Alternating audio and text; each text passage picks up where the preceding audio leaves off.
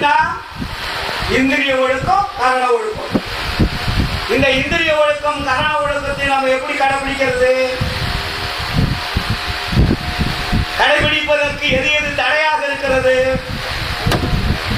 கடைபிடிக்கலான்னு பேசுறீங்க, படிக்கிறீங்க, மேடையில நிறைய பாடுறீங்க, பேசுறீங்க.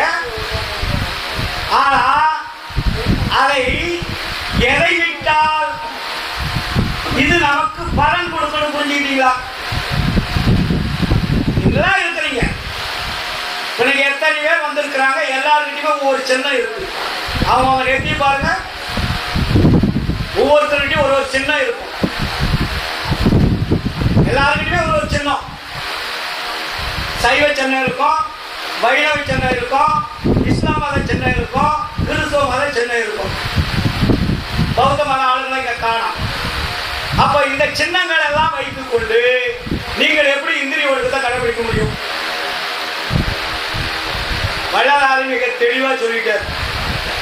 தினமும் நீங்க காலையில அகவலை ஓதிட்டு விண்ணப்பம் எல்லாம் பாடி படிச்சுட்டு விண்ணப்பம் கடைசியில முடிக்கிறீங்க. அந்த விண்ணப்பத்துல ஏதாவது ஒரு வரியாவது நீங்க பின்பற்றி வாழ்றீங்களா? வள்ளலார் என்ன சொல்றாரு? எல்லாம் அல்ல அருட்பெருஞ்சோதி அற்புத கடவுளே சொல்லுங்க. இது தொடங்கி சுத்த சன்மார்க்கத்தின் முக்கிய தடைகளாகியன்னு ஒரு வார்த்தை போட்டார். எது தடையா இருக்கிறது? முக்கிய தடை. சாதாரண தடை கிடையாது.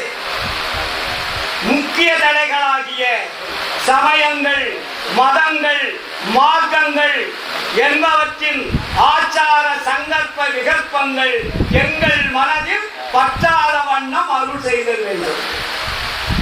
அதுக்கப்புறம் என்ன வரைய போடுறாங்க?